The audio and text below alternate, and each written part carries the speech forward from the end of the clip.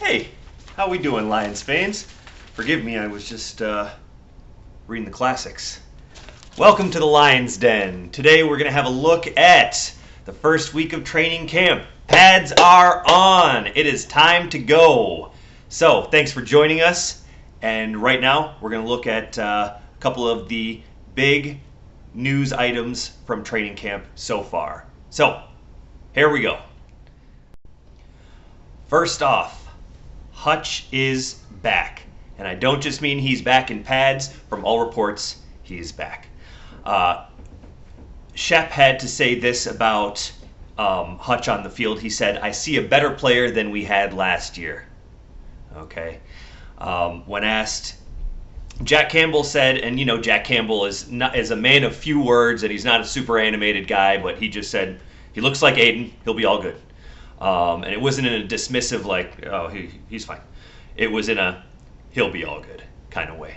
Okay. Along with those two reports and what we actually saw on the field, Hutch himself said that he was feeling great. He mentioned that in OTAs he said, I got kicked, stepped on, all that kind of stuff, and it gave him the confidence that yes, my leg is ready, I am good, and that psychological, right, I don't have to worry about this. I don't have to think about this. I can just go play free. So, by all accounts, not only is Hutch fully healed, but he appears to be ready to continue on basically at the level that he was at, which was potentially Defensive Player of the Year level last year before he got hurt. So, if this is true, if all the reports are accurate, then we can expect him to be exactly what we were hoping for, right? Just to pick up right where he left off. And that is really, really great news for a defense that already looks to be strong in the back end. The linebacking core looks strong, especially with Anzalone returning to practice with that hamstring. And if the D-line, if Hutch can perform the way we're expecting, our defense looks like it is poised to take a big step forward, which is awesome, especially as we are in that Super Bowl window, right? We're not trying to be good. We're not trying to win a division. We are trying to win the whole thing. And to win the whole thing, you have to be strong on both sides of the ball. And you definitely have to have a strong D-line or defense in general. But Hutch coming back strong is going to clear up a lot of worry for our defense. So happy to have the big man back. Okay, second observation. So we started the week with Tate Ratledge taking most of our center reps. Thursday, Friday, that switched. Graham moved from right guard to center, and Ratledge moved to right guard. Mahogany has been at left guard the whole time, apparently. Now, we know that Ratledge trained last year, his last year in college. Preseason, they had a bunch of injuries at guard at Georgia, and we know he had time. They had injuries at center, and we know that he spent a lot of time training for that. Now, he didn't play center last year, but he did get some meaningful reps in their preseason, right, just to make sure that he could if he needed to. He ended up playing guard, and as you know, had a really great season, but it is nice to know that he's capable of doing it. I said from day one that I have a feeling that at the end of the day, week one, without barring injuries, we're going to have Graham there. It just makes sense. Graham has been in the league for like 9 years. He's played in over 100 NFL games. He is the definition of experienced. He's played center in the league before, and I think that's just invaluable as far as the cerebral side of the game goes. And I think they're going to let Tate stay at guard. Things are a little bit more simple for him there as a rookie. It's easier. There's less moving parts, less things to think about. He can just go out and play and use the skills that he has without having to overthink things. So I think that makes the most sense. I said that from the beginning, but I do appreciate that they are at least giving Ratledge some reps. So in case that's what has to happen at some point in the season, he's not just going out there and immediately being completely overwhelmed because he hasn't done this before. So glad to hear that. Additionally, probably the best news as far as the line goes is that all reports are that Glasgow so far has had a really good camp. We know that he didn't have his best year last year. There's talk about him maybe being a little bit hurt last year, and we know these guys, like so many of these NFL guys, play through injury, and we don't even hear about it, right? Sometimes you'll hear about it after the season, right, when they get like surgery to clean something up that was bothering them the whole time. But they just do it, and I think we have to remember that we never see the whole picture, right? We don't know what's going on behind the scenes. We don't know how banged up these guys are. But on top of that, I know Glasgow has said that he prefers to play right guard, and he was at left guard last year. So for a variety of reasons, it looks like he didn't have his best year last year. All reports so far are that Graham has had a great camp.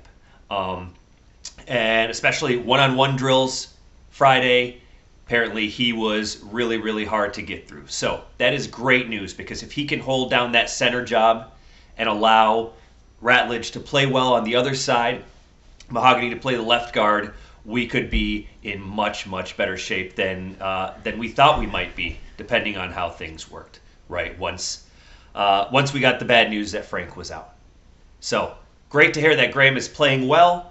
And also great to hear that, by all accounts, Ratledge did a great job at center and is doing a really good job at guard as well.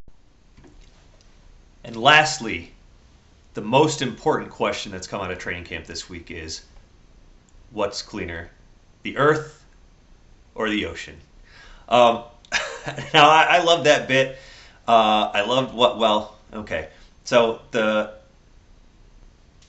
high school teacher in me felt like it was an indictment of the American education system, but overlooking that, it's just great to see guys having fun, and it speaks to what Brad and Dan have built in Detroit. They've got the guys who go about things the right way. I always think about Larry Brown and how much he says, play the game the right way, play the game the right way.